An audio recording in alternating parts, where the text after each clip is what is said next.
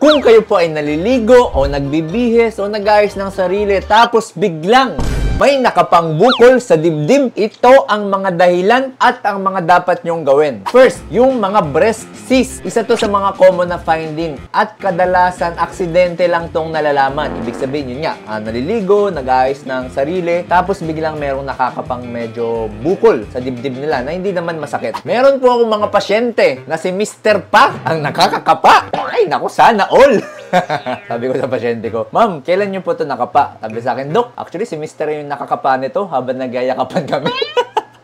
Yeah, boy. Ang good news po, ito ay benign. Ibig sabihin ng benign, hindi po ito cancerous. Kailangan lang i-observe kung nagbabago yung size or nagbabago yung itsura. Next, fibroadenoma. Kung kayo po ay 14 to 35 years old, tapos napapansin nyo nagkakaroon kayo ng lumps or bukol tuwing malapit na kayo magkaroon, posible na meron po kayong fibroadenoma. Ang good news lang po, ito ay benign, ibig sabihin hindi rin to cancer at nawawala to during menopause. Dok, ano pong gagawin?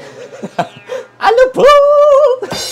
Dok, ano pong gagawin namin kung meron kaming breast cyst at fibroadenoma? First, huwag magpanik, relax lang dahil kailangan lang yan makita at makapa. Dok, single ako. Walang tumitingin at kumakapa sa akin.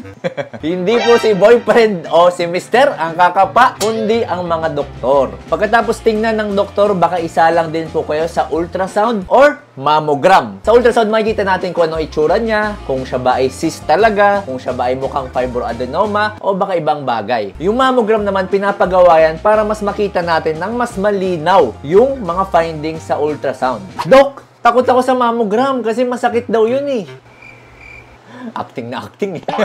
Yung mga luma pong model, yung medyo masakit talaga. Pero ngayon po, advanced na kasi yung technology natin. So, napigilan na nila or nabawasan na nila yung discomfort na nabibigay sa pasyente. Ibig sabihin, kahit ilagay nyo po doon yung inyong dibdib, hindi siya masakit. Eh, Dok, nakakatakot yan kasi meron daw yung radiation. Tama po, merong radiation, pero sobrang liit lamang po ng radiation na yon para mag-cause ng harm sa inyong katawan. And tandaan natin na yung benefit na makukuha nyo doon ay mas matimbang kumpara doon sa malit na risk ng radiation. Ano yung mga benefit na yon? Malalaman natin yung sakit na maaga. Malalaman natin kung anong itsura ng breast. Kung meron kayong family history ng cancer, malalaman natin at matitreat, magagamot natin ng mas maaga. At ito po ang good news talaga na hinihintay nyo. Kung kayo po ay taga Cavite or basta malapit kayo sa Gentry, pumunta po kayo sa GentryMed at puntahan nyo po yung Women's Health Center. At kapag finalo nyo ako at shinare nyo tong video na to, makakakuha po kayo ng discount. Ang Women's Health Center po ng GentryMed ay merong 3D mammogram. Ibig sabihin po ng sobrang linaw and sobrang high quality ng image na mapurproduce sa inyo. At hindi po yun masakit, napakalit lang po ng radiation at